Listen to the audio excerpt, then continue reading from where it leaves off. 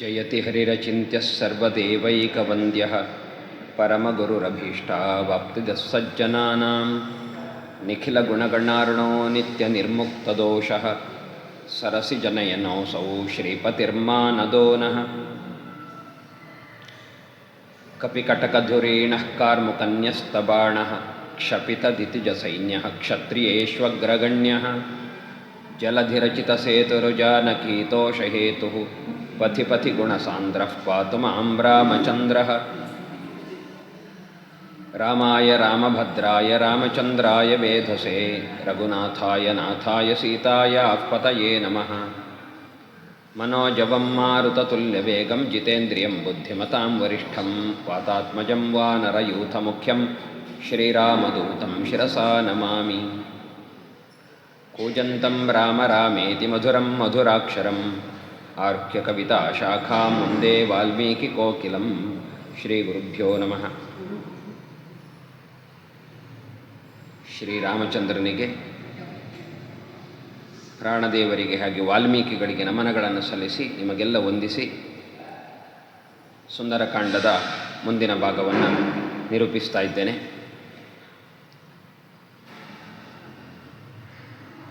ಈ ಕಾಂಡದಲ್ಲಿ ಈಗ ನಾವು ನೋಡ್ತಾ ಇರುವ ಭಾಗದಲ್ಲಿ ಈವರೆಗೆ ಕಥೆಯು ವೇಗವಾಗಿ ಹೋಗುವುದಿಲ್ಲ. ಕಥೆಯಲ್ಲಿ ತುಂಬ ಅಂಶಗಳಿಲ್ಲ. ಇರುವ ಅಂಶಗಳ ಬಗ್ಗೆಯೇ ತುಂಬ ವಿಸ್ತಾರವಾದ ವಿವರಣೆ. ಹಾಗಾಗಿ ಬಂದ ವಿಷಯವೇ ಪುನಃ ಪುನಃ ಬರ್ತದೆ. ಹಿರಿಯರಾದ ಹತ್ವಾರವರು ಅವತ್ತು ಹೇಳಿದರು, ನಮಗೆ ಇಷ್ಟೇ ಸಮಯದಲ್ಲಿ ಮುಗಿಬೇಕು ಅಂತೇನು ನಿರ್ಣಯ ಇಲ್ಲ, ಆದರೆ ವಿಸ್ತಾರವಾಗಿ ರಾಮಕಥೆಯನ್ನು ಕೇಳಬೇಕು ಅಂತುಂಟು ಅಂತಷ್ಟೇ. ಜೊತೆಗೆ ನನಗೆ ಅವಧಿಯನ್ನು ಒಂದು ಕೊಟ್ಟಿದ್ದಾರೆ, ಸುಂದರಕಾಂಡದ ಅರ್ಧ ಭಾಗವನ್ನು ನೀವು ಮುಗಿಸಬೇಕು ಅಂತ. ಹಾಗಾಗಿ 7 ದಿನದಲ್ಲಿ ಅರ್ಧ ಭಾಗವನ್ನು ಮುಗಿಸುವುದರಿಂದಾಗಿಯೂ ಕೂಡ ವಿಸ್ತಾರವಾಗಿಯೇ ಕತೆ ಬರ್ತಾ ಉಂಟು. ಕೆಲವೊಮ್ಮೆ ತುಂಬ ವಿಸ್ತಾರವಾಗಿ ಹೇಳಿದರೆ ಕೇಳುಗರಿಗೆ ನಿದ್ದೆಯೂ ಬರಬಹುದು. ಆದರೆ ಆ ಒಂದು ಎಲ್ಲ ಅಂಶಗಳನ್ನು ನಾವು ಗಮನಿಸಬೇಕು ಅಂತ ಅಪೇಕ್ಷಿಸಿದ್ದೇವೆ ಅಂತಲೂ ಅವರು ಹೇಳಿದ್ದರಿಂದ ರಾಮಾಯಣಕ್ಕಿಂತ ಹೊರಗಿನ ವಿಚಾರಗಳನ್ನು ಈವರೆಗೆ ಸ್ಪರ್ಶಿಸದೆ ರಾಮಾಯಣದ ಒಳಗೆ, ಸುಂದರಕಾಂಡದ ಒಳಗೆ ತಿರುಗಾಡುವ ಪ್ರಯತ್ನ ನಡೀತಾ ಉಂಟು. ನಿನ್ನೆಯವರೆಗೆ 27 ಸರ್ಗಗಳಾಗಿವೆ. ಇನ್ನೊಂದು 7 ಸರ್ಗಗಳು ಉಳಿದಿವೆ. 2 ದಿನದಲ್ಲಿ ಆ 7 ಸರ್ಗಗಳ ವಿಚಾರವನ್ನು ಪ್ರಸ್ತುತಪಡಿಸಬೇಕು. ತ್ರಿಜಟೆ ಸ್ವಪ್ನ ವೃತ್ತಾಂತವನ್ನು ಹೇಳಿದಾಗ ಸೀತೆಗೆ ಸಂತೋಷ ಆಯಿತು. ಆದರೆ ಆ ಸಂತೋಷ ಒಂದು ಕ್ಷಣಕಾಲ ಮಾತ್ರ. ತುಂಬ ಚಿಂತೆಯಲ್ಲಿರುವವರಿಗೆ, ದುಃಖದಲ್ಲಿರುವವರಿಗೆ, ವಿಶ್ವಾಸ ಕಳ್ಕೊಂಡವರಿಗೆ ಒಂದು ಸಣ್ಣ ತೃಪ್ತಿಯ ಸಂತೋಷದ ವಿಷಯ ಬಂದರೂ ಕೂಡ ಉತ್ತರ ಕ್ಷಣದಲ್ಲಿ ಪುನಃ ಆ ಚಿಂತೆಯೇ ಅವರನ್ನು ಆವರಿಸ್ತದೆ. ಅವಳಿಗೆ ಅನ್ನಿಸ್ತು, ಈಕೆ ಏನೋ ಶುಭ ಸೂಚನೆಯನ್ನು ಹೇಳ್ತಾ ಇದ್ದಾಳೆ, ಕನಸು ಕಂಡಿದ್ದೇನೆ ಅಂತ. ಆದರೆ ಇದು ಎಷ್ಟು ಸತ್ಯ ಆಗಬಹುದು?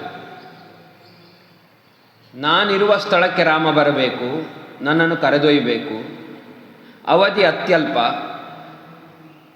ಅಪಹರಣ ಆಗಿ 10 ತಿಂಗಳಾಯಿತು. ಈ ಅವಧಿಯಲ್ಲಿ ಆಗದೇ ಇರುವುದು ಇನ್ನು 2 ತಿಂಗಳಲ್ಲಿ ಆಗಬಹುದೇ? ಪುನಃ ಅವಳು ಚಿಂತಾಕ್ರಾಂತಳಾಗ್ತಾಳೆ. ಸೀತಾ ವಿತತ್ರಾಸ ಯಥಾವನಾಂತೆ ಸಿಂಹಾಭಿಪನ್ನ ಗಜರಾಜ ಕನ್ಯಾ. ಒಂದು ಹೆಣ್ಣಾನೆ ಸಿಂಹಗಳ ಗುಂಪಿನ ಮಧ್ಯದಲ್ಲಿ ಸಿಕ್ಕಿಬಿದ್ದರೆ ಹೇಗೆ ದುಃಖ ಪಡಬಹುದೋ ಆ ರೀತಿಯಲ್ಲಿ ಸೀತೆ ಈಗ ಈ ಅಶೋಕವನದಲ್ಲಿದ್ದವಳು, ರಾಕ್ಷಸರ ಮಧ್ಯದಲ್ಲಿರುವವಳು ದುಃಖಿಸ್ತಾ ಇದ್ದಾಳೆ.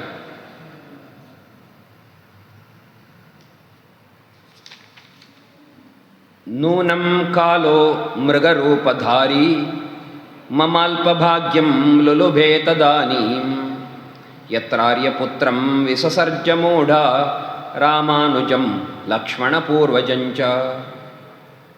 ತನ್ನ ಅಪಹರಣದ ಘಟನೆಯನ್ನು ನೆನಪಿಸಿಕೊಂಡವಳು ಹೇಳ್ತಾಳೆ, ಆವತ್ತು ನನ್ನ ಮುಂದೆ ಓಡಾಡಿದ್ದು ಅದು ನಿಜವಾದ ಜಿಂಕೆ ಅಲ್ಲ. ನೂನಂ ಕಾಲಹ ಮೃಗರೂಪಧಾರಿ, ಕಾಲವೇ ಈ ರೀತಿಯಲ್ಲಿ ಮೃಗರೂಪವನ್ನು ಧರಿಸಿ ನನ್ನ ಮುಂದೆ ಓಡಾಡಿದ್ದಿರಬೇಕು. ಯಾಕೆಂದರೆ ಕಾಲವು ಎಲ್ಲವನ್ನೂ ಮಾಡಿಸ್ತದೆ. ಒಳಿತಾಗುವುದಿರಲಿ ಕೆಡುಕಾಗುವುದಿರಲಿ ಅದಕ್ಕೆ ಬೇಕಾದ ವ್ಯವಸ್ಥೆಯನ್ನು ಕಾಲ ಮಾಡಿಕೊಡುತ್ತದೆ. ಹಾಗಾಗಿ ಕಾಲವೇ ಮೃಗರೂಪವನ್ನು ಧರಿಸಿ ನನ್ನ ಮುಂದೆ ಬಂದು ನನ್ನನ್ನು ಲೋಭಗೊಳಿಸಿರಬೇಕು. ಆ ಲೋಭೆಗೆ ನಾನು ಒಳಗಾಗುವುದಕ್ಕೆ ಕಾರಣ ಏನು ಕೇಳಿದರೆ, ಮಮ ಅಲ್ಪಭಾಗ್ಯಾಂ ಲುಲುಭೇ ತದಾನಿ, ಮಾಂ ಅಲ್ಪಭಾಗ್ಯಾಂ ಲುಲುಭೇ ತದಾನಿ. ಅಲ್ಪಭಾಗ್ಯಳಾದ ನನ್ನನ್ನು ಲೋಭೆಗೊಳ್ಳುವಂತೆ ಅದು ಮಾಡಿತು ಅಂತ ನಾನು ಭಾವಿಸ್ತೇನೆ. ಯಾಕೆಂದರೆ ಅದರಿಂದಾಗಿ ಯತ್ರ ಆರ್ಯಪುತ್ರಂ ವಿಸಸರ್ಜ ಮೂಢ, ರಾಮನ ಒಟ್ಟಿಗೆ ನಾನಿರಬೇಕು ಎಂಬುದಾಗಿ ಹಠ ಮಾಡಿ ರಾಮನ ಹಿಂದೆ ಬಂದವಳು. ಆದರೆ ನಾನಾಗಿಯೇ ರಾಮನನ್ನು ಒತ್ತಾಯ ಮಾಡಿ ಕಳುಹಿಸಿಕೊಟ್ಟೆ. ರಾಮಚಂದ್ರ ಹೇಳಿದ್ದಾನೆ, ಬೇಡ, ರಾಕ್ಷಸರ ಮಾಯೆ ಇರಬಹುದು ಅಂತ ಸೂಚನೆ ಕೊಟ್ಟರೂ ಕೂಡ ರಾಮನ ಮಾತನ್ನು ಸ್ವೀಕರಿಸದೆ ಒತ್ತಾಯಪೂರ್ವಕವಾಗಿ ರಾಮನನ್ನು ಕಳುಹಿಸಿಕೊಟ್ಟದ್ದು ನಾನೇ. ಯತ್ರಾರ್ಯ ಪುತ್ರಂ ವಿಸಸರ್ಜ ಮೂಢ ರಾಮಾನುಜಂ ಲಕ್ಷ್ಮಣ ಪೂರ್ವಜಂಚ. ಲಕ್ಷ್ಮಣನನ್ನು ನಾನೇ ಕಳುಹಿಸಿಕೊಟ್ಟದ್ದು. ರಾಮನೇನೋ ಹೋದರೂ ಲಕ್ಷ್ಮಣನಾದರೂ ಉಳಿದಿರ್ತಿದ್ರೆ ಈ ಅನಾಹುತ ಆಗುವುದಕ್ಕೆ ಸಾಧ್ಯ ಇರಲಿಲ್ಲ. ಆದರೆ ಲಕ್ಷ್ಮಣನನ್ನು ಕೂಡ ಒತ್ತಾಯಪೂರ್ವಕವಾಗಿ ಕಳುಹಿಸಿಕೊಟ್ಟವಳು ನಾನೇ. ಲಕ್ಷ್ಮಣ ಕನಸಿನಲ್ಲಿಯೂ ಸೀತೆಯ ಬಾಯಿಂದ ಇಂತಹ ಮಾತುಗಳು ಬರಬಹುದು ಅಂತ ಎಣಿಸಿರಲಿಲ್ಲವೋ ಅಂತಹ ಮಾತುಗಳನ್ನಾಡಿ ಲಕ್ಷ್ಮಣನೂ ಹೋಗುವಂತೆ ಮಾಡಿದವಳು ಅವಳೇ. ಆದ್ದರಿಂದ ಕಾಲಪ್ರಚೋದಿತಳಾಗಿ ರಾಮ ಲಕ್ಷ್ಮಣರಿಬ್ಬರೂ ಕೂಡ ನನ್ನಿಂದ ದೂರ ಹೋಗುವಂತೆ ಮಾಡಿದವಳು ನಾನೇ. ನನ್ನ ದೌರ್ಭಾಗ್ಯವೇ ಇದಕ್ಕೆ ಕಾರಣ ಅಂತ ಅವಳು ದುಃಖಿಸ್ತಾಳೆ. ಶಬ್ದ ಪ್ರಯೋಗ ಚೆನ್ನಾಗುಂಟು. ರಾಮಾನುಜಂ ಲಕ್ಷ್ಮಣ ಪೂರ್ವಜಂಚ, ರಾಮನನ್ನು ಲಕ್ಷ್ಮಣನನ್ನು ನಾನು ಕಳುಹಿಸಿದೆ ಅಂತ ಹೇಳುವುದಕ್ಕೆ ರಾಮ ಲಕ್ಷ್ಮಣ ಶಬ್ದವನ್ನು ಬಳಸದೆ ರಾಮಾನುಜ ಶಬ್ದದಿಂದ ಲಕ್ಷ್ಮಣನನ್ನು, ಲಕ್ಷ್ಮಣ ಪೂರ್ವಜ ಶಬ್ದದಿಂದ ರಾಮನನ್ನು ಹೇಳ್ತಾ. ರಾಮಾನುಜ ಅಂದರೆ ರಾಮನನ್ನು ತಮ್ಮನಾಗಿ ಹೊಂದಿರುವವ, ಅಣ್ಣನಾಗಿ ಹೊಂದಿರುವವ ರಾಮಾನುಜ. ರಾಮಾನುಜ ಅಂದರೆ ರಾಮನಿಗೆ ತಮ್ಮನಾದವ ಅಂದರೆ ಲಕ್ಷ್ಮಣ ಅಂತಾಯಿತು.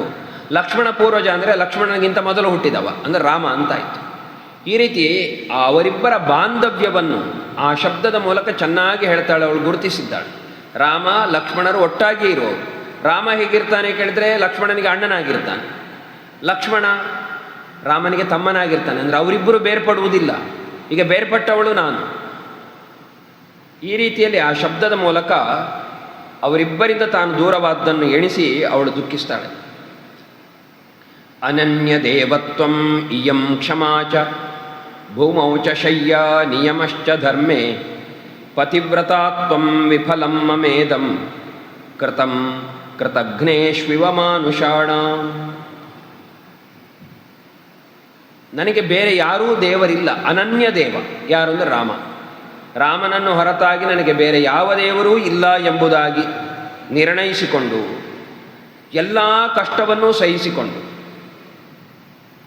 ಕಾಡಿನಲ್ಲಿ ನಾನು ಅವನೊಂದಿಗಿದ್ದೆ. ಭೂಮೌಚ ಶಯ್ಯ, ನೆಲದ ಮೇಲೆ ನಾವು ಮಲಗುತ್ತಾ ಇದ್ದದ್ದು. ಸಾಮಾನ್ಯ ಜನರು ಈ ಮಾತು ಹೇಳಿದರೆ ದೊಡ್ಡ ವಿಷಯ ಅಲ್ಲ. ನಾವು ನೆಲದಲ್ಲಿ ಮಲಗುತ್ತಾ ಇದ್ದೆವು, ದೊಡ್ಡ ವಿಷಯ ಅಲ್ಲ. ಹಾಸುಗೆಯಲ್ಲಿ ಮಲಗುವವರು ನೆಲದಲ್ಲಿ ಮಲಗಬಹುದು. ಆದರೆ ಇವಳು ಸುಖದ ಸುಪ್ಪತ್ತಿಗೆಯಲ್ಲಿದ್ದವಳು. ಅಂಥವಳು ನೆಲದಲ್ಲಿ ಅಷ್ಟು ದೀರ್ಘಕಾಲ ಮಲಗುವಂತಹ ಸ್ಥಿತಿ. ಹಾಗೆಯೇ ನಿಯಮಶ್ಚ ಧರ್ಮೆ, ಧರ್ಮದಲ್ಲಿಯೇ ನಿಯಮ ನಮಗೆ. ಇದು ಧರ್ಮ, ಇದನ್ನು ಹೀಗೇ ಪಾಲನೆ ಮಾಡಬೇಕು. ಕಾಡಿಗೆ ಬಂದ ಮೇಲೆ ತಪಸ್ವಿಗಳ ಧರ್ಮವನ್ನು ಪಾಲನೆ ಮಾಡದೇ ಇರ್ತಿದ್ರೆ ಯಾರು ಕೇಳುವವರು ಇರಲಿಲ್ಲ. ಹಾಗೇ ಧರ್ಮ ಪಾಲನೆ ಮಾಡಿದ್ದೇವೆ. ಇಷ್ಟೆಲ್ಲ ಕಷ್ಟಪಟ್ಟರೂ ಕೂಡ ನನ್ನ ಪತಿವ್ರತತ್ವ ಎನ್ನುವುದು ಈಗ ವಿಫಲವಾಯಿತು. ನನ್ನ ಪಾತಿವ್ರತ್ಯದ ಬಲದಿಂದಲೇ ನಾನು ರಾಮನೊಟ್ಟಿಗೆ ಇರಬೇಕಿತ್ತು, ಅದು ವಿಫಲವಾಯಿತು. ಹಾಗಿದ್ರೆ ನಾನು ಮಾಡಿದ್ದೆಲ್ಲ ಹೇಗಾಯಿತು ಕೇಳಿದರೆ, ಕೃತಂ ಕೃತಘ್ನೇಷ್ವಿವ ಮಾನುಷಾಣಾಂ. ಮನುಷ್ಯರು ಕೃತಜ್ಞರಿಗೆ ಉಪಕಾರ ಮಾಡಿದರೆ ಅದು ಹೇಗೆ ಫಲಿಸುವುದಿಲ್ಲವೋ ಹಾಗೆ ಆಯಿತು. ನಾನೀವರೆಗೆ ಧರ್ಮಾಚರಣೆ ಮಾಡಿದ್ದು, ಅದು ನನಗೆ ಫಲ ಕೊಡಲಿಲ್ಲ. ಮೋಗೋ ಹಿ ಧರ್ಮಶ್ಚರಿತೋ ಮಮಾಯಂ ತಥೈಕ ಪತ್ನಿತ್ವಮಿದಂ ನಿರರ್ಥಂ. ನಾನೀವರೆಗೆ ಮಾಡಿದ ಧರ್ಮಾಚರಣೆ, ಏಕಪತ್ನಿತ್ವ ಇದೆಲ್ಲ ನಿರರ್ಥಕವಾಯಿತು. ಯಾತ್ವಾನ್ನ ಪಶ್ಯಾಮಿ ಕೃತಾ ವಿವರ್ಣ ಹೀನಾಂ ತ್ವಯಾ ಸಂಗಮನೇ ನಿರಾಶ. ಈಗ ನಾನು ನಿನ್ನನ್ನು ನೋಡದೆ ವಿವರಣಳಾಗಿದ್ದೇನೆ, ನಿನ್ನನ್ನು ಪುನಃ ಹೊಂದುತ್ತೇನೆ ಎಂಬ ಆಸೆ ಇಲ್ಲದೆ ದುಃಖಿತಳಾಗಿದ್ದೆ. ಇಂತಹ ಸ್ಥಿತಿಗೆ ನಾನು ಬಂದೆ ಅಂದರೆ ಇಷ್ಟು ವರ್ಷ ನಾನು ಆಚರಣೆ ಮಾಡಿದಂತಹ ವ್ರತಗಳು, ನನ್ನ ಪಾತಿವ್ರತ್ಯ ಇದೆಲ್ಲವೂ ಕೂಡ ವ್ಯರ್ಥವಾಯಿತು. ರಾಮನಿಗೆ ಒಂದು ಅವಕಾಶ ಇದೆ. ಅಹಂತು ರಾಮ ತ್ವಯಿ ಜಾತ ಕಾಮ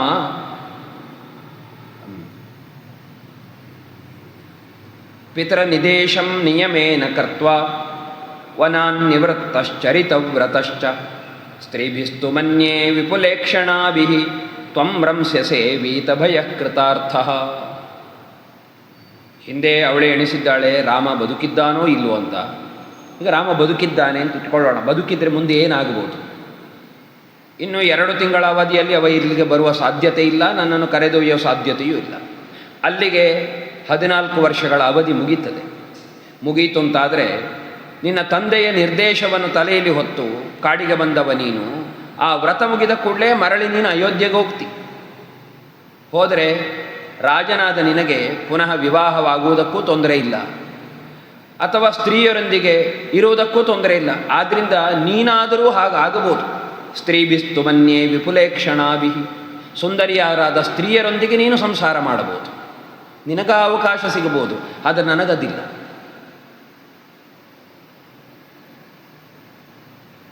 ಹಾಗಾಗಿ ನಾನು ಬದುಕಿದ್ದು ಪ್ರಯೋಜನ ಇಲ್ಲ.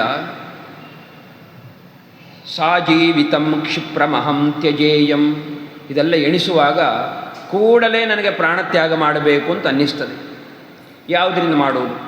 ವಿಷೇಣ ಶಸ್ತ್ರೇಣ ಶಿತೇನ ವಾಪಿ, ವಿಷ ಕುಡಿದಾದರೂ ಪ್ರಾಣತ್ಯಾಗ ಮಾಡಬಹುದು, ಆಯುಧದಿಂದ ಇರಿದುಕೊಂಡು ಪ್ರಾಣತ್ಯಾಗ ಮಾಡಬಹುದು. ಆದರೆ ವಿಷಸ್ಯ ದಾತ ನಹಿ ಮೇಸ್ತಿ ಕಶ್ಚಿತ್, ನನಗಿಲ್ಲಿ ವಿಷ ಕೊಡುವವರು ಯಾರು? ಅಥವಾ ಶಸ್ತ್ರಸ್ಯ ವಾ ವೇಶ್ಮನಿ ರಾಕ್ಷಸಸ್ಯ, ಈ ರಾಕ್ಷಸನ ಮನೆಯಲ್ಲಿ ನನಗೆ ಆಯುಧ ಸಿಗುವುದಾದರೂ ಹೇಗೆ? ನಾನಾಗೇ ನನ್ನ ಪ್ರಾಣವನ್ನು ತೆಗೆದುಕೊಳ್ಳುವುದಕ್ಕೆ ಇವರು ಬಿಡುವುದಿಲ್ಲ, ಆದರೆ ಅವರಾಗಿ ತೆಗೀತಾರೆ ಮುಂದೆ. ಇಂತಹ ಸ್ಥಿತಿಗೆ ನಾನು ಒಳಗಾಗಿದ್ದೇನೆ, ಏನು ಮಾಡಬೇಕು ಅಂತ ಗೊತ್ತಾಗುವುದಿಲ್ಲ ಅಂತ ಬಹುವಿಧವಾಗಿ ಪುನಃ ಸೀತೆ ದುಃಖಿಸ್ತಾಳೆ.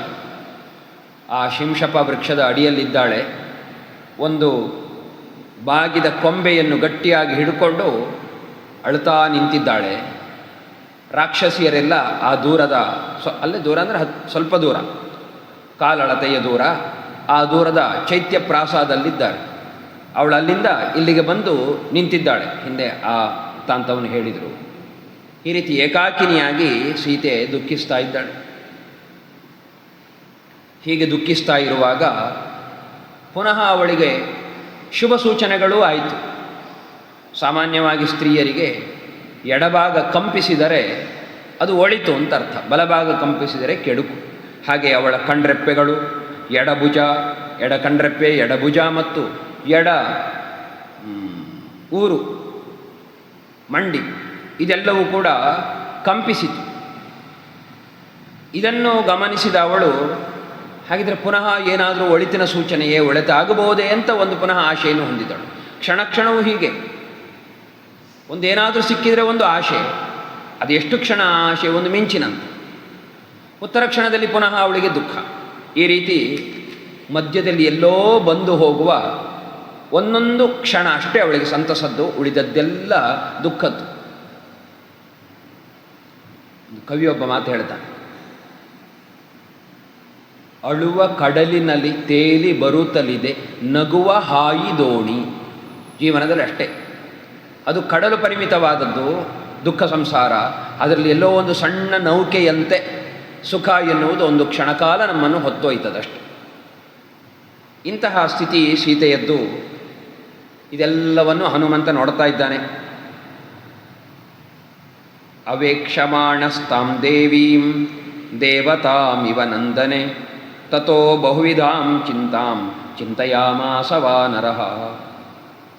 ಬಹುವಿಧವಾಗಿ ದುಃಖಿಸ್ತಾ ಇರುವಂತಹ ಅವಳನ್ನು ನೋಡಿದ. ಈ ವನ ಇದು ನಂದನವನದಂತಿದೆ, ದೇವಲೋಕದ ವನ ಅದರಂತಿದೆ. ಇದರಲ್ಲಿರುವ ಸೀತೆ ದೇವತೆಯಂತೆ ಕಾಣ್ತಾ ಇದ್ದಾಳೆ. ಆ ರೀತಿ ಕಂಡ ಸೀತೆಯನ್ನು ಆಮೇಲೆ ಅವ ಆಲೋಚನೆ ಮಾಡ್ತಾನೆ, ಯಾಂ ಕಪೀನಾಂ ಸಹಸ್ರಾಣಿ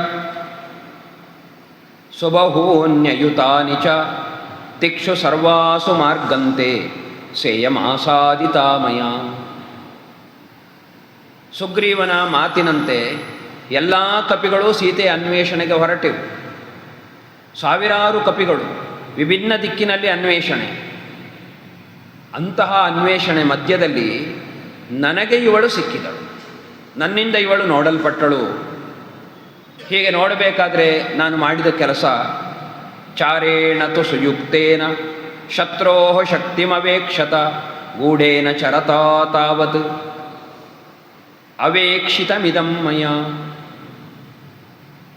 ಗೂಢವಾಗಿ ನಾನು ಈವರೆಗೆ ಸಂಚಾರ ಮಾಡಬೇಕಾಯಿತು. ಈ ರೀತಿ ಸಂಚಾರ ಮಾಡಿದ್ರಿಂದ ಸೀತೆ ಮಾತ್ರ ನನಗೆ ಕಾಣಲಿಕ್ಕೆ ಸಿಕ್ಕಿದ್ದಲ್ಲ, ಶತ್ರೋಹೋ ಶಕ್ತಿ, ಶತ್ರುವಿನ ಶಕ್ತಿ ಏನೆನ್ನುವುದೂ ಗೊತ್ತಾಯಿತು. ನಮ್ಮ ನಷ್ಟವಾದ ದ್ರವ್ಯವನ್ನು ಪಡ್ಕೊಳ್ಬೇಕಾದ್ರೆ ದ್ರವ್ಯವನ್ನು ಕಂಡರೆ ಸಾಲುವುದಿಲ್ಲ, ಅದು ಎಲ್ಲಿ ಉಂಟು, ಅದನ್ನು ಮರಳಿ ಪಡೆಯುವುದು ಹೇಗೆ ಎನ್ನುವುದನ್ನು ಆಲೋಚನೆ ಮಾಡಬೇಕಾಗ್ತದೆ. ಹಾಗಾಗಿ ಶತ್ರುವಿನ ಪರಾಕ್ರಮ ಎಷ್ಟು, ಸಾಮರ್ಥ್ಯ ಎಷ್ಟು ಎನ್ನುವುದೂ ನನಗೆ ಇಲ್ಲಿಗೆ ಬಂದಾಗ ಗೊತ್ತಾಯಿತು.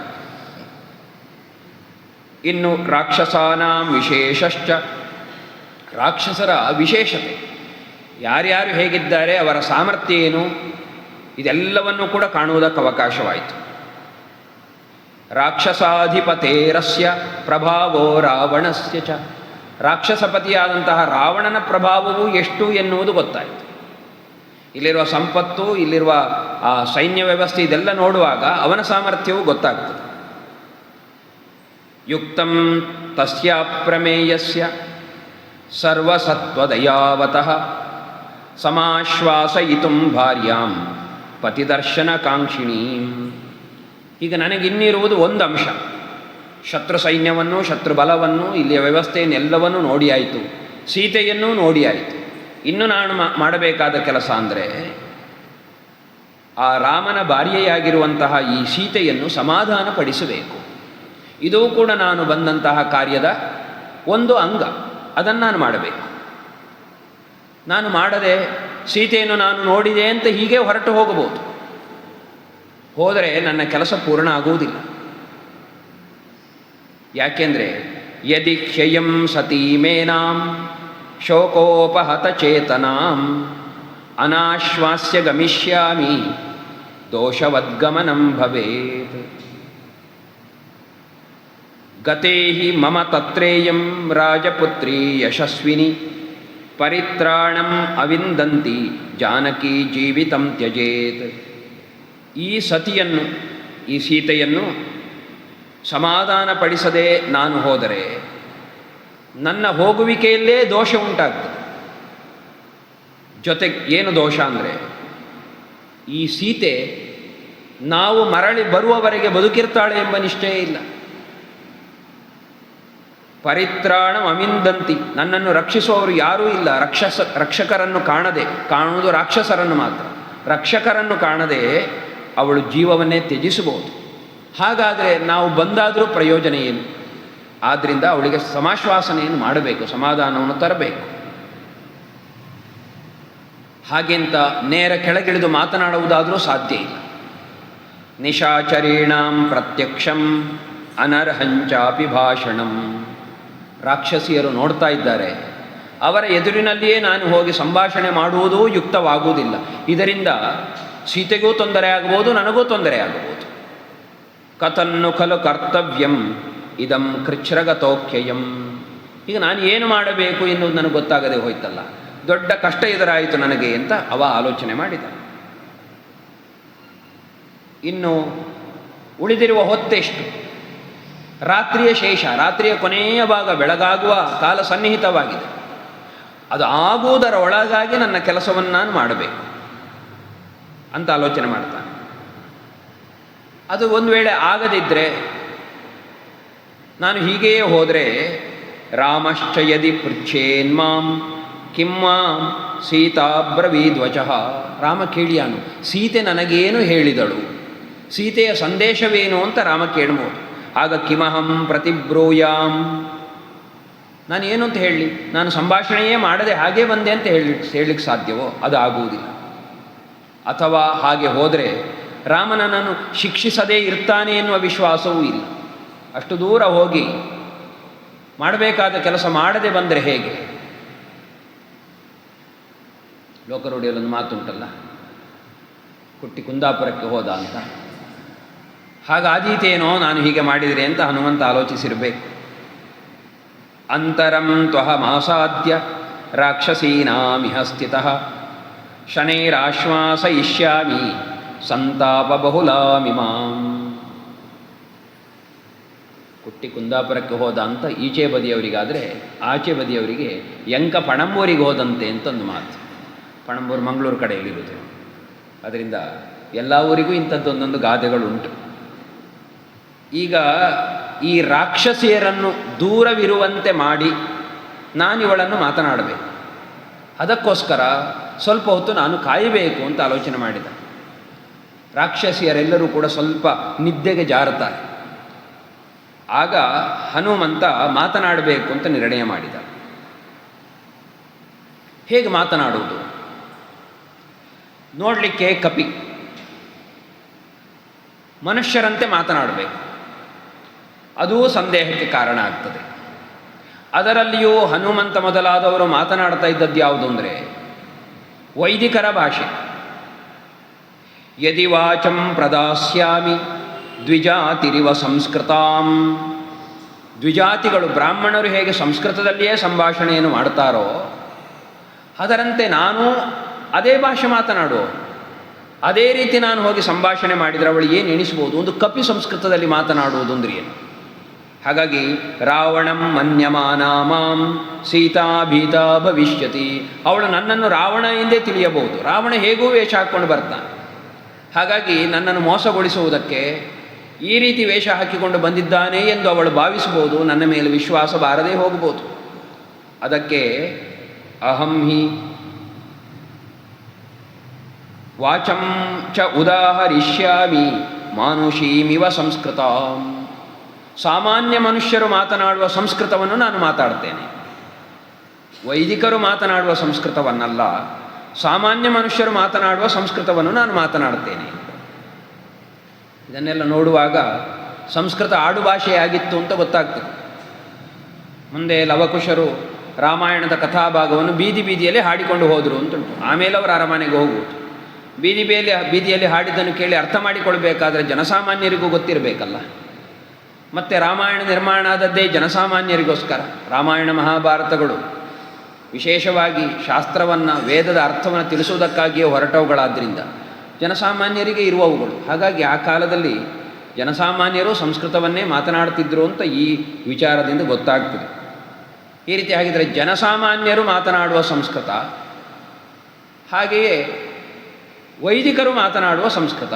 ನಾವಿವತ್ತು ನಮ್ಮ ಪ್ರಾದೇಶಿಕ ಭಾಷೆಯಲ್ಲಿ ನೋಡ್ತೇವೆ, ಗ್ರಾಂಥಿಕ ಕನ್ನಡ, ಆಮೇಲೆ ಹಳ್ಳಿಯ ಕನ್ನಡ ಅಂತ ಎರಡು ಏನು ನೋಡ್ತೇವೋ ಭೇದ ಹಾಗೆ ಇತ್ತು ಅಂತ ಅನ್ನಿಸ್ತದೆ. ವೇದ ನೋಡುವಾಗಲೂ ಗೊತ್ತಾಗ್ತದೆ. ವೇದದ ಸಂಸ್ಕೃತ ಬೇರೆ, ಕಾವ್ಯಗಳ ಅಥವಾ ಬೇರೆ ಶಾಸ್ತ್ರ ಗ್ರಂಥಗಳ ಸಂಸ್ಕೃತ ಬೇರೆ, ವ್ಯವಹಾರದ ಸಂಸ್ಕೃತ ಬೇರೆ ಗೊತ್ತಾಗ್ತದೆ. ಆ ರೀತಿಯೆಲ್ಲ ಆಲೋಚನೆ ಮಾಡ್ತಾನೆ. ಹಾಗೆ ಜನಸಾಮಾನ್ಯರು ಮಾತನಾಡುವ ಸಂಸ್ಕೃತವನ್ನು ಆಶ್ರಯಿಸಿ ಮಾತನಾಡಬೇಕು. ಒಂದು ಕೆಲಸ ಯಶಸ್ವಿ ಆಗಬೇಕಾದ್ರೆ ಎಷ್ಟು ಆಲೋಚನೆ ಮಾಡಬೇಕಾಗ್ತದೆ ಹನುಮಂತ ತೋರಿಸಿಕೊಡ್ತಾನೆ. ಸೇಯಮಾಲೋಕ್ಯ ಮೇ ರೂಪಂ ಜಾನಕಿ ಭಾಷಿತಂ ತಥಾ ರಕ್ಷೋಭಿಸ್ತ್ರಾಸಿತಾ ಪೂರ್ವಂ ಭೂಯಸ್ತ್ರಾಸಮುಪೈಷ್ಯತಿ.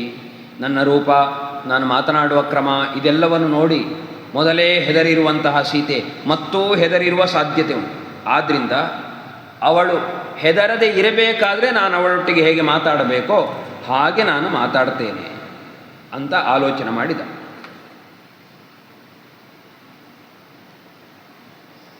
ಹಾಗಿದ್ದರೆ ಹೇಗೆ ಮಾತಾಡಬೇಕು?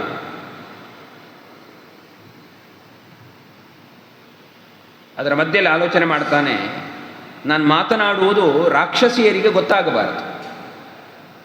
ಗೊತ್ತಾದರೆ ತುಂಬ ಅನಾಹುತಗಳಾಗಬಹುದು. ಮಮ ರೂಪಂಚ ಸಂಪ್ರೇಕ್ಷ್ಯ ವನೇ ವಿಚರತೋ ಮಹತ್ ರಾಕ್ಷಸ್ಯೋ ಭಯವಿತ್ರಸ್ತ ಭವೇಯುರು ವಿಕೃತಾನನಾಹ. ಈವರೆಗೆ ಇಂತಹ ಒಂದು ರೂಪವನ್ನು ಅವರು ಕಂಡದ್ದಿಲ್ಲ.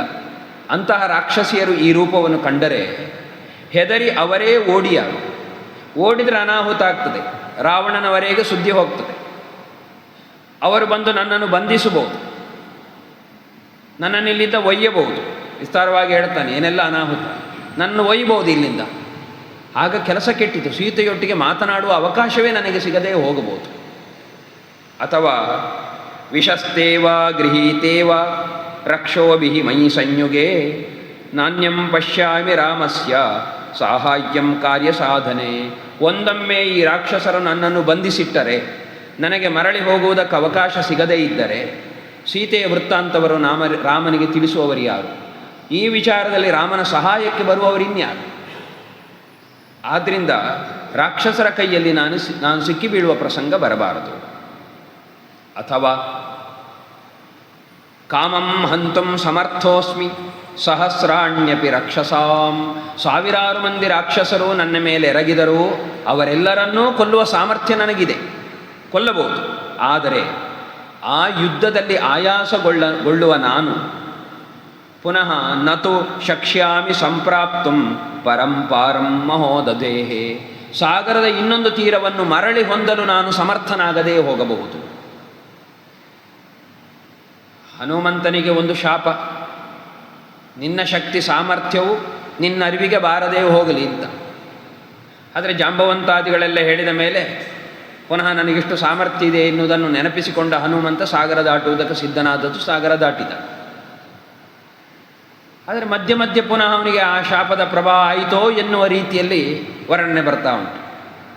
ಅವನಿಗೆ ಅವನ ಸಾಮರ್ಥ್ಯದ ಮೇಲೆ ಒಂದು ಸಣ್ಣ ಅವಿಶ್ವಾಸ, ನನಗೆ ಹೋಗ್ಲಿಕ್ಕಾಗದಿದ್ದರೆ ಎಂಬಂತೆ ಹನುಮಂತ ಇಲ್ಲಿ ಮಾತನಾಡ್ತಾ ಇದ್ದಾನೆ. ಯುದ್ಧ ಎನ್ನುವುದು ನಾವು ಎಣಿಸಿದಂತಿರುವುದಿಲ್ಲ. ಅಸತ್ಯಾನಿ ಚ ಯುದ್ಧಾನಿ ಸಂಶಯೋ ಮೇ ನ ರೋಚತೆ. ಯುದ್ಧದಲ್ಲಿ ಯಾವತ್ತೂ ನಿಶ್ಚಯವಾಗಿ ನಮಗೇ ಗೆಲುವಾಗುತ್ತದೆ ಎಂದು ಹೇಳಲಿಕ್ಕಾಗುವುದಿಲ್ಲ. ಯಾಕೆಂದರೆ ಇದು ಧರ್ಮಯುದ್ಧವೂ ಅಲ್ಲ, ರಾಕ್ಷಸರೊಂದಿಗಿನ ಯುದ್ಧ. ಆದ್ದರಿಂದ ಯುದ್ಧದ ವಿಚಾರದಲ್ಲಿ ಸ್ವಲ್ಪ ನನಗೂ ಸಂಶಯ ಉಂಟು. ಕಶ್ಚ ನಿಸ್ಸಂಶಯಂ ಕಾರ್ಯಂ ಕುರ್ಯಾತ್ ಪ್ರಾಜ್ಞಸ್ಸ ಸಂಶಯಂ. ಸಂಶಯವಿದ್ದಾಗ ಕೆಲಸ ಮಾಡುವುದಕ್ಕೆ ನನಗೆ ಇಷ್ಟ ಇಲ್ಲ. ಯಾಕೆಂದರೆ ತಿಳಿದವನು ಯಾವತ್ತೂ ಸಂಶಯ ಇದ್ದಾಗ ಕೆಲಸ ಮಾಡುವುದಿಲ್ಲ. ಆದ್ದರಿಂದ ಈಗ ಸಂಶಯಕ್ಕೊಳಗಾಗಿರುವ ನಾನು ಎಲ್ಲರ ಮುಂದೆ ಕಾಣಿಸಿಕೊಂಡು ಬಂಧನಕ್ಕೊಳಗಾಗುವುದೋ ಯುದ್ಧ ಮಾಡುವುದೋ ಇದೂ ಕೂಡ ಸರಿಯಲ್ಲ. ಏಷ ದೋಷೋ ಮಹಾನ್ ಹಿ ಸ್ಯಾತ್ ಮಮ ಸೀತಾಭಿಭಾಷಣೆ ಪ್ರಾಣತ್ಯಾಗಶ್ಚ ವೈದೇಹ್ಯ ಭವೇದ್ ಅನಭಿಭಾಷಣೆ. ಇಷ್ಟೆಲ್ಲ ದೋಷಗಳು ರಾಕ್ಷಸರ ಕೈಗೆ ಸಿಕ್ಕಿದ್ರು. ಅದೆಲ್ಲದಕ್ಕಿಂತಲೂ ದೊಡ್ಡ ದೋಷ ಅಂತ ಹೇಳಿದರೆ ಸೀತೆಯನ್ನು ಮಾತನಾಡದೆ ಹೋದಲ್ಲಿ, ಸೀತೆ ಉಳಿಯದಿದ್ದರೆ ಎಲ್ಲ ಕೆಲಸವೂ ಕೆಟ್ಟಿತು. ಆದ್ದರಿಂದ ಏನು ಮಾಡಬೇಕು? ರಾಕ್ಷಸಿಯರಿಗೆ ಗೊತ್ತಾಗದಂತೆ ಸೀತೆಯೊಂದಿಗೆ ವ್ಯವಹರಿಸಬೇಕು. ಸೀತೆಗೆ ನನ್ನ ವಿಷಯದಲ್ಲಿ ವಿಶ್ವಾಸ ಬರುವಂತೆ ವ್ಯವಹರಿಸಬೇಕು. ಇದಕ್ಕೆ ಏನು ಮಾಡಬೇಕು ಅಂತ ಆಲೋಚನೆ ಮಾಡಿ ಹೇಳ್ತಾನೆ, ಶ್ರಾವಯಿಷ್ಯಾಮಿ ಸರ್ವಾಣಿ ಮಧುರಾಂ ಪ್ರಭುವನ್ ಗಿರನ್ ಶ್ರದ್ಧಾಸ್ಯತಿ ಯಥಾ ಹೀಯಂ ತಥಾ ಸರ್ವಂ ಸಮಾದದೆ. ನಾನು ಏನು ಮಾತನಾಡಿದರೆ ಇವಳು ನನ್ನ ಮಾತನ್ನು ನಂಬುತ್ತಾಳೋ ಅಂತಹ ಮಾತುಗಳನ್ನು ನಾನು ಮೊದಲು ಹೇಳಬೇಕು ಅಂತ ಆಲೋಚನೆ ಮಾಡಿ ಮರದಲ್ಲೇ ಕುಳಿತು ರಾಮನ ಕಥೆಯನ್ನು ಹೇಳಲಿಕ್ಕೆ ಆರಂಭ ಮಾಡಿದ. ದಶರಥನಿಂದ ಆರಂಭ ಮಾಡ್ತಾನೆ. ರಾಜ ದಶರಥೋ ನಾಮ ರಥಕುಂಜರವಾಜಿಮಾನ್. ಸೀತೆಗೆ ದಶರಥನ ಬಗ್ಗೆ, ಕೌಸಲ್ಯಾದಿಗಳ ಬಗ್ಗೆಯೂ ಕೂಡ ತುಂಬ ಗೌರವವೇ. ಅವರಿಗೂ ಹಾಗೆ ಸೀತೆಯ ಬಗ್ಗೆ ತುಂಬ ಪ್ರೀತಿ. ರಾಮನಿಗೆ ಸೀತೆಯ ಬಗ್ಗೆ ಅಷ್ಟೂ ಪ್ರೀತಿ ಯಾಕೆ? ಅದಕ್ಕೆ ಅವನೇ ಹೇಳ್ತಾನೆ, ಭಾರ್ಯ ಪಿತೃಕೃತ ಇತಿ ಅಂತ.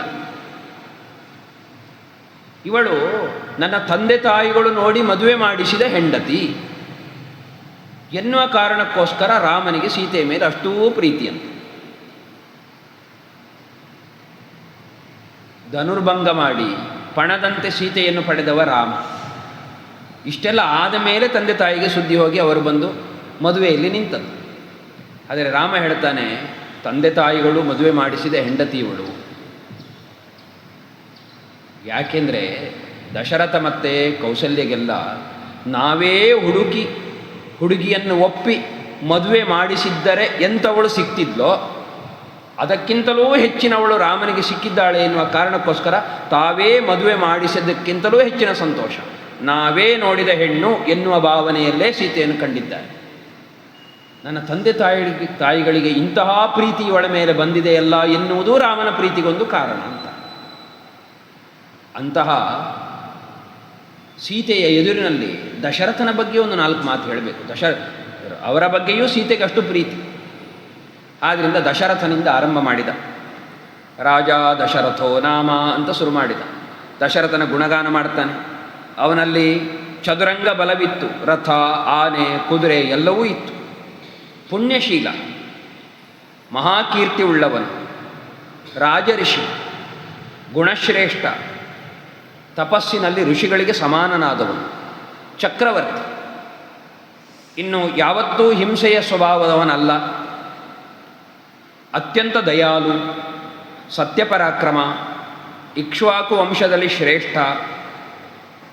ಇಂತಹ ಮಹಾತ್ಮನಾದ ದಶರಥ ತಸ್ಯ ಪುತ್ರ ಪ್ರಿಯ ಜ್ಯೇಷ್ಠ ತಾರಾಧಿಪನಿಭಾನನಃ. ಇಂತಹ ದಶರಥನಿಗೆ ದಶರಥನ ಗುಣಗಳನ್ನೆಲ್ಲ ಹೇಳಿ ಮುಂದೆ ಈ ಮಾತನ್ನು ಹೇಳುವಾಗ ಹೇಳ್ತಾನೆ, ತಸ್ಯ ಪುತ್ರ ಪ್ರಿಯ, ಅವನಿಗೆ ಅತ್ಯಂತ ಪ್ರಿಯನಾದ ಮಗ, ಜ್ಯೇಷ್ಠ ಪುತ್ರ, ಚಂದ್ರನಿಗೆ ಸಮಾನನಾದವನು.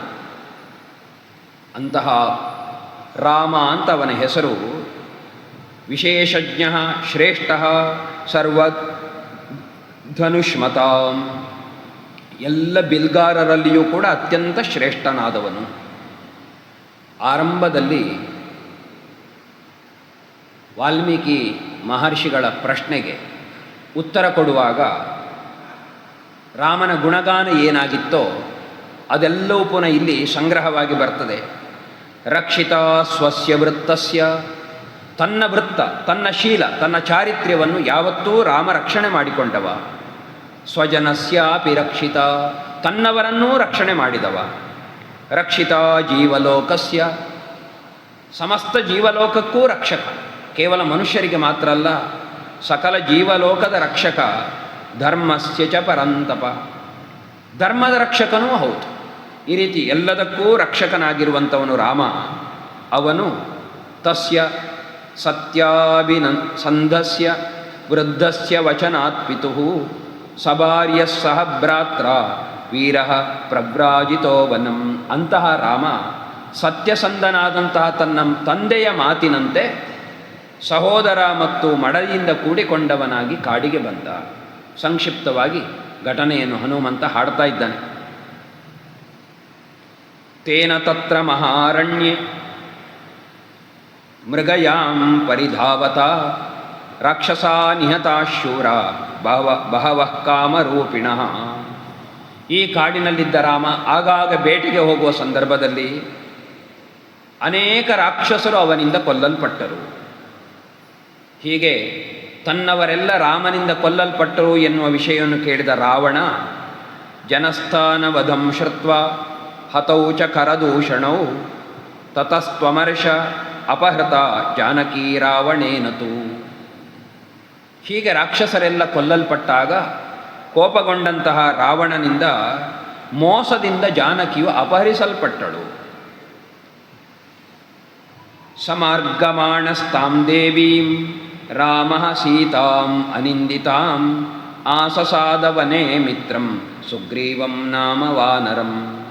ಅಂತಹ ಅಪಹೃತಳಾದ ಸೀತೆಯನ್ನು ಹುಡುಕಿಕೊಂಡು ಬಂದಂತಹ ರಾಮ ಕಾಡಿನಲ್ಲಿ ಸುಗ್ರೀವ ಎಂಬಂತಹ ಮಿತ್ರನನ್ನು ಪಡೆದುಕೊಂಡ. ಅಲ್ಲಿಂದ ಮುಂದೆ ತತಸ್ಸ ವಾಲಿನಂ ಹತ್ವ, ವಾಲಿಯನ್ನು ಕೊಂದು ಪ್ರಾಯಚ್ಛತ್ ಕಪಿರಾಜ್ಯಂ ತತ್ ಸುಗ್ರೀವಾಯ ಮಹಾಬಲಃ, ಸುಗ್ರೀವನಿಗೆ ರಾಜ್ಯವನ್ನು ಕೊಟ್ಟ. ಸುಗ್ರೀವೇಣಾಭಿಸಂದಿಷ್ಟ ಹರಯಃ ಕಾಮರೂಪಿಣಃ, ಸುಗ್ರೀವನ ಆದೇಶದಂತೆ ಕಾಮರೂಪಿಗಳಾದ ಬೇಕಾದ ರೂಪವನ್ನು ಹೊಂದುವಂತಹ ಸಾಮರ್ಥ್ಯವುಳ್ಳಂತಹ ಕಪಿಗಳು ದಿಕ್ಷು ಸರ್ವಾಸು ತಾಂದೇವೀಂ ವಿಚಿನ್ವಂತಹ ಸಹಸ್ರಶಃ, ಎಲ್ಲ ದಿಕ್ಕುಗಳಲ್ಲಿಯೂ ಸೀತೆಯನ್ನು ಹುಡುಕ್ತಾ ಇದ್ದಾರೆ. ಅಹಂ ಸಂಪಾತಿ ವಚನಾತ್ ಶತಯೋಜನ ಶತಯೋಜನಮಾಯತಂ ತಸ್ಯಾಹ ಹೇತೋಃ ವಿಶಾಲಾಕ್ಷ್ಯಾಃ ಸಮುದ್ರಂ ವೇಗವಾನ್ ಪ್ಲುತಃ. ಸಂಪಾತಿಯ ಮಾತಿನಂತೆ ಸೀತೆಯನ್ನು ಹುಡುಕುತ್ತಾ 100 ಯೋಜನ ದೂರದ ಸಮುದ್ರವನ್ನು ದಾಟಿ ನಾನು ಈ ಲಂಕೆಗೆ ಬಂದೆ. ಯಥಾ ರೂಪಾಂ ಯಥಾ ವರ್ಣಾಂ ಯಥಾ ಲಕ್ಷ್ಮವತೀಂಚತಾಂ ಅಶ್ರೌಷಂ ರಾಘವಸ್ಯಾಹಂ ಸೇಯಮಾಸಾದಿತಾ ಮಯಾ. ರಾಮ ನನ್ನನ್ನು ಕಳುಹಿಸಿಕೊಡುವಾಗ ಸೀತೆಯ ರೂಪವನ್ನು ಹೇಗೆ ವರ್ಣಿಸಿದ್ದನೋ, ಅವಳ ವರ್ಣವನ್ನು ಹೇಗೆ ಹೇಳಿದ್ದನೋ, ಅವಳಲ್ಲಿರುವಂತಹ ಲಕ್ಷ್ಮ ಚಿಹ್ನೆಗಳು ಏನಿದೆ ಅದೆಲ್ಲನೂ ಹೇಳಿದ್ದನೋ, ಅಂತಹ ರಾಘವನ ಪತ್ನಿಯನ್ನು ನಾನೀಗ ಇಲ್ಲಿ ಕಾಣುತ್ತಿದ್ದೇನೆ. ಇಷ್ಟು ಹೇಳಿ ರಾಮ ಏವ ಮುಕ್ತ್ವಾಸೌ ವಾಚಂ ವಾನರ ಪುಂಗವಃ, ಇಷ್ಟು ಹೇಳಿ ಮಾತನ್ನು ನಿಲ್ಲಿಸಿದ. ಇಷ್ಟನ್ನು ಕೇಳಿದಂತಹ ಸೀತೆಗೆ ಸ್ವಯಂ ಪ್ರಹರ್ಷಂ ಪರಮಂ ಜಗಾಮ ಸರ್ವಾತ್ಮನ ರಾಮಂ ಅನುಸ್ಮರಂತಿ. ರಾಮನನ್ನೇ ಸ್ಮರಿಸ್ತಾ ಇರುವವಳು ರಾಮನ ಕಥೆಯನ್ನೇ ಕೇಳಿದಾಗ ಅತ್ಯಂತ ಸಂತೋಷಗೊಂಡಳು. ಸಂತೋಷಗೊಂಡ ಅವಳು ಯಾರು ಈ ಮಾತನ್ನೆಲ್ಲ ಹೇಳ್ತಾ ಇರುವುದು ಅಂತ ನೋಡಿದಳು. ಸಾ ದದರ್ಶ ಕಪಿಂ ತತ್ರ ಪ್ರಶ್ರಿತಂ ಪ್ರಿಯವಾದಿನಂ. ಅಲ್ಲಿ ಇರುವಂತಹ ಕಪಿಯನ್ನು ಅವಳು ನೋಡಿದಳು. ನೋಡಿದರೆ ಅವಳಿಗೆ ಆ ರೂಪವನ್ನು ಕಂಡ ಕೂಡಲೇ ಹೆದರಿಕೆಯೇ ಆಯಿತು. ಸಣ್ಣ ರೂಪದ್ದೇ ಇರಬಹುದು, ಆದರೆ ಅದು ಕಪಿ. ಈಗ ಅವಳಿಗೆ ಮನುಷ್ಯರನ್ನು ಬಿಟ್ಟರೆ ಬೇರೆ ಎಲ್ಲರೂ ಭಯವನ್ನು ಉಂಟು ಮಾಡುವವರೇ ಆಗಿದ್ದಾರೆ. ಎಲ್ಲದಕ್ಕೂ ಅಷ್ಟು ಹೆದರುತ್ತಾಳೆ. ಅತ್ಯಂತ ಕೋಮಲ ರೂಪದ ಜಿಂಕೆಯೇ ತನಗೆ ಮೋಸ ಮಾಡಿತು ಅಂತಾದ ಮೇಲೆ ಇನ್ನೀ ಕಪಿ ಮಾಡಲಿಕ್ಕಿಲ್ಲ. ಆದ್ದರಿಂದಾಗಿ ಅವಳಿಗೆ ಹೆದರಿಕೆ ಆಯಿತು ಪುನಃ. ಅಹೋ ಭೀಮಬಿದಂ ರೂಪಂ. ಇಷ್ಟಾಗಿ ಹನುಮಂತೇನು ಭಯಾನಕ ರೂಪವನ್ನು ಹೊಂದಿಲ್ಲ, ಈಗ ಸಣ್ಣ ರೂಪವನ್ನು ಧರಿಸಿದ್ದಾನೆ. ಆದರೆ ಅವಳಿಗೆ ಹೆದರಿಕೆ ಆಯಿತು. ಭಯಾನಕವಾದ ರೂಪವಿದು. ದುರ್ನಿರೀಕ್ಷ್ಯಮಿತಿ ಜ್ಞಾತ್ವಾ ಪುನರೇವ ಮುಮೋಹ. ಅಯ್ಯೋ, ಇದನ್ನು ನಾನು ನೋಡಬಾರ್ದು, ಇದು ನೋಡಲಿಕ್ಕಿರುವ ರೂಪವಲ್ಲ ಇದು ಅಂತ ಹೆದರಿ ಪುನಃ ಮೋಹಗೊಳ್ತಾಳೆ. ರಾಮನ ಕಥೆ ಕೇಳಿದೆ ಅಂತ ಸಂತೋಷ ಆಯಿತು, ಆದರೆ ಹೇಳಿದವ ನನ್ನನ್ನು ಮೋಸ ಮಾಡಲಿಕ್ಕಿರುವವ ಅಂತ ಎಣಿಸಿ ಪುನಃ ಹತ್ತು ಬಿಡ್ತಾಳೆ. ಅಥವಾ ನಾನು ಇಷ್ಟೊತ್ತು ನೋಡಿದ್ದು ಸ್ವಪ್ನ ಇರಬಹುದೇ, ಹಾಗೊಂದು ಆಲೋಚನೆ ಬಂತವಳಿಗೆ. ಸ್ವಪ್ನೇ ಮಮಾಯಂ ವಿಕೃತೋದ್ಯ ದೃಷ್ಟ ಶಾಖಾಮೃಗ ಶಾಸ್ತ್ರಗಣೈರ್ನಿಷಿದ್ಧ. ಒಂದೊಮ್ಮೆ ನಾನು ನೋಡಿದ್ದು ಸ್ವಪ್ನವೇ ಆಗಿದ್ದರೆ ತೊಂದರೆ ಉಂಟು. ಯಾಕೆಂದರೆ ಸ್ವಪ್ನದಲ್ಲಿ ಕಪಿಯನ್ನು ಕಾಣಬಾರದು, ಅದು ತನ್ನವರಿಗೆ ಆಪತ್ತನ್ನುಂಟು ಮಾಡುತ್ತದೆ. ಆದ್ದರಿಂದ ಈಗ ನಾನು ಕಪಿಯನ್ನು ಕಂಡೆ ಅಂತಾದರೆ ಇದು ನನ್ನವರಿಗೆ ತೊಂದರೆಗೆ ಕಾರಣವಾಗ್ತದೆ. ಹಾಗಾಗಿ ಅವಳು ಪ್ರಾರ್ಥನೆ ಮಾಡ್ತಾಳೆ, ಸ್ವಸ್ತ್ಯಸ್ತು ರಾಮಾಯ ಸಲಕ್ಷ್ಮಣಾಯ ತಥಾ ಪಿತುರ್ಮೇ ಜನಕಸ್ಯ ರಾಜ್ಞಃ. ನನ್ನ ಬಂಧುಗಳಿಗೆ ಆಪತ್ತು, ಹಾಗಾಗಿ ರಾಮನಿಗೂ ಲಕ್ಷ್ಮಣನಿಗೂ ಆಪತ್ತಾಗದಿರಲಿ, ನನ್ನ ತಂದೆಗೆ ಆಪತ್ತಾಗದಿರಲಿ ಅಂತ 2 ಕುಲದವರನ್ನು ಸ್ಮರಿಸಿಕೊಂಡು ದೇವರನ್ನು ಪ್ರಾರ್ಥನೆ ಮಾಡ್ತಾಳೆ. ಒಂದು ಕ್ಷಣ ಆಯಿತು, ಪುನಃ ಅವಳೇ ಆಲೋಚನೆ ಮಾಡ್ತಾಳೆ. ಸ್ವಪ್ನೋಪಿ ನಾಯಂ ನಹಿ ಮೇಸ್ತಿ ನಿದ್ರಾ. ಇದು ಸ್ವಪ್ನ ಆಗುವುದು ಹೇಗೆ? ನನಗೆ ನಿದ್ರೆ ಇದ್ದರೆ ತಾನೇ ಸ್ವಪ್ನ ಆಗುವುದು, ನಾನು ನಿದ್ದೆಯೇ ಮಾಡಲಿಲ್ವಲ್ಲ. ಶೋಕೇನ ದುಃಖೇನ ಚ ಪೀಡಿತಾಯ. ಶೋಕ ದುಃಖದಿಂದ ಪೀಡಿತಳಾದ ನನಗೆ ನಿದ್ದೆ ಬರುವುದಾದರೂ ಎಲ್ಲಿ? ಹಾಗಾಗಿ ಇದು ಸ್ವಪ್ನ ಅಲ್ಲ. ವಿಚಿಂತಯಂತಿ ಸತತಂ ತಮೇವಂ ತಥೈವ ಪಶ್ಯಾಮಿ ತಥಾ ಶೃಣೋಮಿ. ಹಾಗಿದ್ರೆ ಹೀಗಿರ್ಬೋದು, ನಾವು ಒಬ್ಬರನ್ನು ತುಂಬ ಆಲೋಚನೆ ಮಾಡ್ತಾ ಇದ್ದರೆ ಆ ಆಲೋಚನೆ ಎನ್ನುವುದೇ ನಮಗೊಂದು ರೋಗ ಆಗಿಬಿಟ್ರೆ ಯಾರು ಮಾತನಾಡಿದರೂ ಅವರೇ ಮಾತನಾಡಿದಂತೆ ಆಗ್ತದೆ. ಯಾರು ಏನು ಹೇಳಿದರೂ ಕೂಡ ನಾವೇನು ಆಲೋಚನೆ ಮಾಡ್ತಿದ್ದೇವೋ ಅದನ್ನೇ ಹೇಳಿದಾಗ ಆಗ್ತದೆ. ನನ್ನ ಸ್ಥಿತಿ ಹಾಗಾಗಿರಬೇಕು. ಯಾವುದೋ ಶಬ್ದವನ್ನು ನಾನು ಹೀಗೆ ತಿಳ್ಕೊಂಡೆ, ಅಥವಾ ಭ್ರಾಂತಿಯೂ ಆಗಿರಬಹುದು. ಭ್ರಾಂತಿಯಲ್ಲಿ ಇಲ್ಲದ್ದನ್ನು ಇರುವುದು ಅಂತ ತಿಳ್ಕೊಳ್ಳುವ ಸ್ಥಿತಿ. ಹಾಗಾಗಿ ನನಗೆ ಭ್ರಾಂತಿಯೂ ಬಂದಿರಬಹುದು. ಹೀಗೂ ಆಲೋಚನೆ ಮಾಡ್ತಾಳೆ. ಯಾವುದನ್ನು ನಂಬುವ ಸ್ಥಿತಿಯಲ್ಲಿ ಸೀತೆ ಇಲ್ಲ. ಇಷ್ಟಾಗುವಾಗ ಹನುಮಂತ ಆಲೋಚನೆ ಮಾಡಿದ, ಕೆಳಗಿಳಿದು ಸೀತೆಯನ್ನು ಮುಖತಃ ಮಾತನಾಡಬೇಕು ಅಂತ ಎಣಿಸಿದ. ಕೆಳಗಿಳಿತಾನೆ. ಕೆಳಗಿಳಿದವ ನೇರವಾಗಿ ಸೀತೆ ನೀನು ಅಂತ ಹೇಳಿ ಅವಳೊಟ್ಟಿಗೆ ಮಾತನಾಡಲಿಲ್ಲ. ಅವ ಹೇಳ್ತಾನೆ, ಕಿಮರ್ಥಂ ತವ ನೇತ್ರಾಭ್ಯಾಂ ವಾರಿಸ್ರವತಿ ಶೋಕಜಂ ಪುಂಡರೀಕಫಲಾಶಾಭ್ಯಾಂ ವಿಪ್ರಕೀರ್ಣಮಿಬೋಧಕಂ. ನಿನ್ನ ಕಣ್ಣಿನಿಂದ ನಿರಂತರ ನೀರು ಸುರಿತಾ ಉಂಟು. ತಾವರೆಯ ಎಸಳಿನಿಂದ ನೀರು ಸುರಿಯುವಂತೆ ನಿನ್ನ ಕಣ್ಣಿನಿಂದ ನೀರು ಸುರಿತಾ ಉಂಟು. ಆ ವಿಧವಾದ ಕಣ್ಣು ನಿನ್ನದು. ಯಾಕೆ ಈ ರೀತಿ ನೀರು ಸುರಿತಾ ಉಂಟು? ಸುರಾಣಾಂ ಅಸುರಾಣಾಂ ವಾ ನಾಗಗಂಧರ್ವರಕ್ಷಸಾಂ ಯಕ್ಷಾಣಾಂ ಕಿನ್ನರಾಣಾಂ ವಾ ಕಾತ್ವಂ ಭವಸಿ ಶೋಭನೆ. ನೀನು ಸೀತೆ ಅಂತ ತಿಳಿದಿದ್ದೇನೆ ಅಂತ ನೇರ ಬಂದು ಮಾತನಾಡಲಿಲ್ಲ. ಅವಳ ಹತ್ರ ಕೇಳ್ತಾನೆ, ನೀನು ಯಾರು ಅಂತ. ಇದೂ ಕೂಡ ತಿಳುವಳಿಕೆ ಉಳ್ಳವ ಮಾಡಬೇಕಾದ ಒಂದು ಕೆಲಸ. ಅಲ್ಲಿರುವ ವಸ್ತುವನ್ನು ನೋಡಿ ಇದೇ ನಾನು ಹುಡುಕಿಕೊಂಡು ಬಂದದ್ದು ಅಂತ ನಿರ್ಣಯ ಆದರೂ ಮತ್ತೊಮ್ಮೆ ಪರೀಕ್ಷೆ ಮಾಡಬೇಕು. ಹಾಗಾಗಿ ಇವಳನ್ನು ನೋಡಿ ಇವಳೇ ಸೀತೆ ಅಂತ ನಿರ್ಣಯ ಆಯಿತು. ಅವಳ ಲಕ್ಷಣಗಳಿಂದಲೂ ತಿಳಿದು ಬಂತು. ರಾವಣನೇ ಬಂದು ಮಾತನಾಡಿ ಹೋಗಿದ್ದಾನೆ. ಸೀತೆ ಎನ್ನುವ ಶಬ್ದವನ್ನೇ ರಾಕ್ಷಸಿಯರು ಪ್ರಯೋಗ ಮಾಡಿದ್ದಾರೆ. ಎಲ್ಲವೂ ಆಗಿದೆ. ಆದರೂ ಕೂಡ ಪ್ರತ್ಯಕ್ಷ ಕಂಡರೂ ಪರಾಮರ್ಶಿಸಿ ನೋಡಬೇಕು ಅಂತುಂಟಲ್ಲ, ಆ ಕೆಲಸ ಮಾಡಬೇಕು ಎನ್ನುವುದನ್ನು ಹನುಮಂತ ಸೂಚಿಸ್ತಾನೆ. ಅವ ಪುನಃ ಕೇಳ್ತಾನೆ, ನೀನು ಯಾರು? ನೀನು ದೇವತಾ ಸ್ತ್ರೀಯೋ, ನಾಗ ಗಂಧರ್ವ ಯಕ್ಷ ಸ್ತ್ರೀಯೋ, ಕಿನ್ನರ ಸ್ತ್ರೀಯೋ? ಯಾರು ನೀನು? ಕಾತ್ವಂ ಭವಸಿ ರುದ್ರಾಣಾಂ ಮರುತಾಂ ವಾವರಾನನೆ. ನೀನು ರುದ್ರರ ಪತ್ನಿಯೋ, ಮರುದೇವತೆಗಳ ಪತ್ನಿಯೋ, ಅಥವಾ ವಸುವಿನ ಪತ್ನಿಯೋ? ಕಿನ್ನು ಚಂದ್ರಮಸಾಹೀನ ಪತಿತ ವಿಬುಧಾಲಯ. ಅಥವಾ ನೀನೇನಾದರೂ ಶಾಪಗ್ರಸ್ತಳಾಗಿ ಮೇಲಿನಿಂದ ಬಿದ್ದಂತಹ ಚಂದ್ರರೂಪಿಣಿಯೋ? ಅಥವಾ ರೋಹಿಣಿ ಜ್ಯೋತಿಷಾಂ ಶ್ರೇಷ್ಠ, ವಿಬುಧಾಲಯದಿಂದ ಕೆಳಗೆ ಶಾಪಗ್ರಸ್ತವಾಗಿ ಬಿದ್ದಂತಹ ರೋಹಿಣಿ ಏನಾದರೂ ನೀನಾಗಿರ್ಬೋದೇ?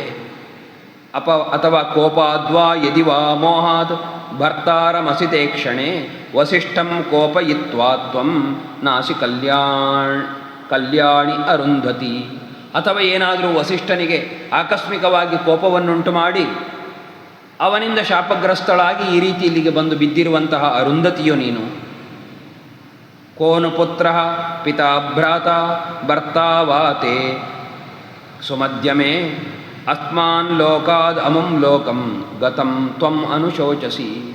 ನೀನಿಷ್ಟೆಲ್ಲ ದುಃಖ ಪಡ್ತಾ ಇದ್ದಿ ಯಾರಿಗೋಸ್ಕರ? ನಿನ್ನ ಬಂಧುಗಳು ಯಾರಾದರೂ ನಿನ್ನನ್ನು ಬಿಟ್ಟು ಪರಲೋಕಕ್ಕೆ ಹೋಗಿದ್ದಾರೋ? ಯಾವ ಸ್ಥಿತಿ ನಿನಗುಂಟಾಯಿತು? ಇನ್ನೂ ನಿನ್ನನ್ನು ನಾನು ಸೂಕ್ಷ್ಮವಾಗಿ ನೋಡಿದರೆ ನೀನು ಮೇಲಿನಿಂದ ಬಂದಂತಹ ದೇವತೆ ಎಲ್ಲ ಆಗಿರಲಿಕ್ಕಿಲ್ಲ. ನೀನು ಮನುಷ್ಯಳೇ ಆಗಿರಬೇಕು. ವ್ಯಂಜನಾನಿ ಚ ತೇಯಾನಿ ಲಕ್ಷಣಾನಿ ಚ ಲಕ್ಷಯೇ ಮಹಿಷೀ ಭೂಮಿಪಾಲಸ್ಯ ರಾಜಕನ್ಯಾಸಿ ಮೇ ಮತ. ನಿನ್ನ ಲಕ್ಷಣವನ್ನು ನೋಡುವಾಗ ನೀನು ಯಾರೋ ಮಹಾರಾಜನ ಪಟ್ಟದರಸಿ. ನೀನು ಕ್ಷತ್ರಿಯಳು, ದೇವತೆಯಾಗಿರುವುದಕ್ಕೆ ಸಾಧ್ಯ ಇಲ್ಲ ಅಂತ ಅನ್ನಿಸ್ತದೆ. ರಾವಣೇನ ಜನಸ್ಥಾನಾತ್ ಬಲಾದ್ ಅಪಹೃತಾ ಯದಿ ಸೀತಾ ತ್ವಮಸಿ ಭದ್ರಂತೆ ತನ್ಮಮ ಚಕ್ಷ್ವ ಪೃಚ್ಛತಃ. ಒಂದೊಮ್ಮೆ ನಾನು ಎಣಿಸಿದಂತೆ ರಾವಣನು ಅಪಹರಿಸಿ ತಂದ ಸೀತೆಯೇ ನೀನಾಗಿದ್ದರೆ ನೀನು ಹೇಳು. ಯಥಾ ಹಿ ತವ ವೈದೈನ್ಯಂ ರೂಪಂ ಚ ಪ್ರತಿಮಾನುಷಂ ತಪಸಾ ಚಾನ್ವಿತೋ ವೇಷಃ ತ್ವಂ ರಾಮ ಮಹಿಷೀ ಧ್ರುವಂ. ನಿನ್ನ ಈ ತಪಸ್ವಿಯ ವೇಷ, ಅಪ್ರತಿಮವಾದಂತಹ ಸೌಂದರ್ಯ ಮತ್ತು ಕಾಂತಿ, ಇದೆಲ್ಲವನ್ನು ನೋಡುವಾಗ ನೀನು ನಿಶ್ಚಯವಾಗಿಯೂ ರಾಮನ ಮಡದಿಯೇ ಆಗಿರಬೇಕು ಅಂತ ನನಗನ್ನಿಸ್ತಾ ಇದೆ. ಪೃಥಿವ್ಯಾಂ ರಾಜಸಿಂಹಾನಾಂ ಮುಖ್ಯಸ್ಯ ವಿದಿತಾತ್ಮನಃ ಸ್ನುಷಾ ದಶರಥಸ್ಯಾಹಂ ಶತ್ರು ಸೈನ್ಯ ಪ್ರಮಾಥಿನಃ. ಹನುಮಂತ ಇಷ್ಟೆಲ್ಲ ಕೇಳಿದಾಗ ಸೀತೆ ಹನುಮಂತನಿಗೆ ಉತ್ತರ ಕೊಡ್ತಾಳೆ.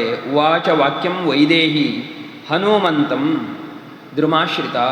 ಆ ಮರವನ್ನು ಆಶ್ರಯಿಸಿ ನಿಂತಹ ಆ ಸೀತೆ ನಿಂತಲ್ಲಿಂದಲೇ ಮಾತನಾಡ್ತಾಳೆ. ದುಹಿತಾ ಜನಕಸ್ಯಾಹಂ, ಜನಕನ ಮಗಳು. ಸ್ನುಷಾ ದಶರಥಸ್ಯಾಹಂ, ದಶರಥನ ಸೊಸೆ.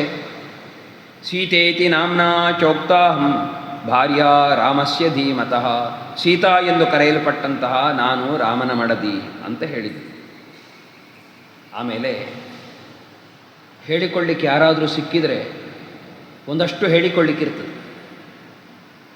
ಸೀತೆ ಈವರೆಗೆ ಯಾರ ಹತ್ರವೂ ಹೇಳಿಕೊಳ್ಳಿಕ್ಕೆ ಅವಕಾಶ ಆಗಿರಲಿಲ್ಲ.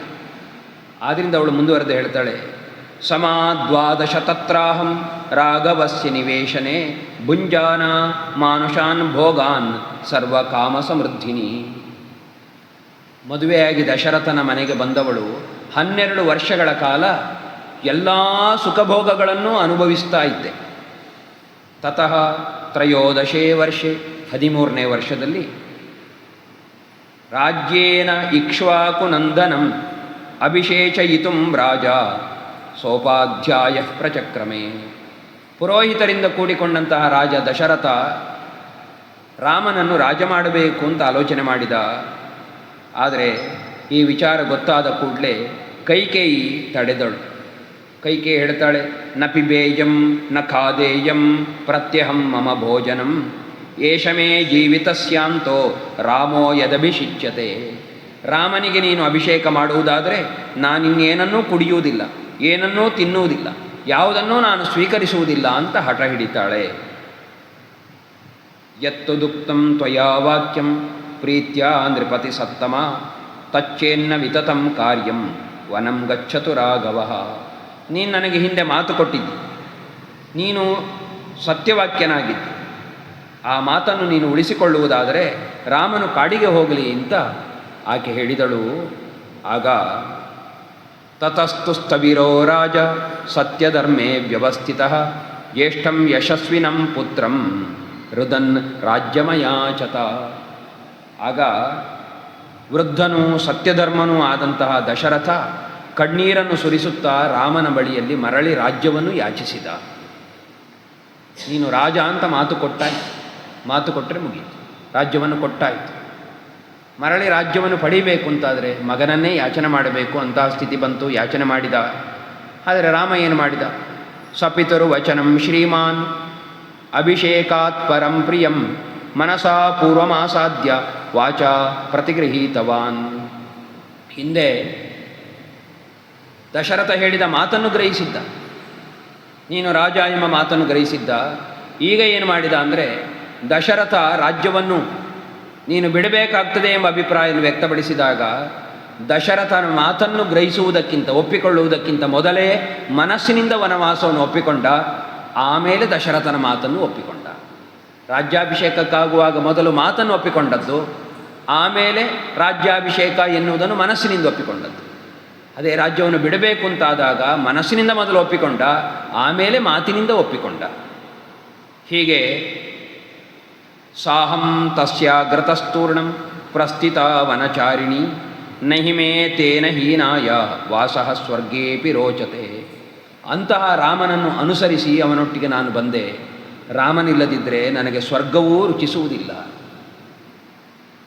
ಹಾಗಾಗಿ ವಸತೋ ದಂಡಕಾರಣ್ಯ ತಸ್ಯಾಹಂ ಅಮಿತೌಜಸಃ ರಾಕ್ಷಸಾಪಹೃತ ಭಾರ್ಯ ರಾವಣೇನ ದುರಾತ್ಮನ. ದುರಾತ್ಮನಾದ ರಾವಣನಿಂದ ನಾನು ಅಪಹರಿಸಲ್ಪಟ್ಟೆ. ದ್ವೌ ಮಾಸೌ, ನನಗಿನ್ನು 2 ತಿಂಗಳು ಉಳಿದಿದೆ. ಊರ್ಧ್ವಂ ದ್ವಾಭ್ಯಾಂ ತು ಮಾಸಾಭ್ಯಾಂ ತತಃ ಸ್ತ್ಯಕ್ಷಾಮಿ ಜೀವಿತಂ. ಇನ್ನು 2 ತಿಂಗಳುಗಳ ಅವಧಿ ನನಗೆ ಬಾಕಿ ಉಂಟು. ಅಷ್ಟರಲ್ಲಿ ನಾನು ರಾಮನನ್ನು ಹೊಂದಲಿಕ್ಕಾಗದಿದ್ದರೆ ನಾನು ಬದುಕಿರುವುದಕ್ಕೆ ಸಾಧ್ಯ ಇಲ್ಲ ಅಂತ ತನ್ನ ಮನಸ್ಸಿನ ಅಭಿಪ್ರಾಯಗಳನ್ನು ಹನುಮಂತನೊಟ್ಟಿಗೆ ಹೇಳಿಕೊಂಡಳು.